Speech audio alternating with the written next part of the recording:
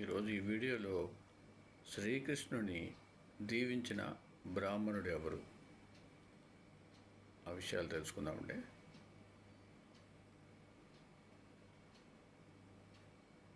రుక్మిణీదేవి తన ప్రేమను అగ్ని జ్యోతనుడు అనే బ్రాహ్మణుని ద్వారా శ్రీకృష్ణునికి తెలియజేసింది.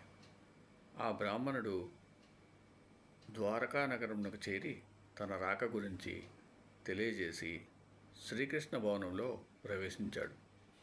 శ్రీకృష్ణుడు ఎదురుగా వెళ్ళి ఆహ్వానించి కాళ్ళు కడిగి భోజనం పెట్టించి కుశలమడిగాడు. ఇలా అన్నాడు: విప్రోత్తమ, ఈ వయసులో నీవెంత శ్రమ తీసుకొని వచ్చావంటే ఏదో ముఖ్యమైన కార్యార్థమై ఉంటుంది. నీ వంటి సద్బ్రాహ్మణులు అందరి హితము కోరేవారు, అల్ప సంతుష్టులు, వారి సర్వవాంఛలు సఫలమవుతాయి. తృప్తి లేనివాడు ఇంద్రుని ఎంతటి వాడైనా పతనమవుతాడు. నీకు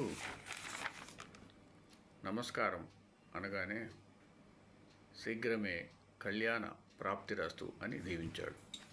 ఓం సమత్ సద్గురు సాయినాథ్ మహారాజ్ కి జయ.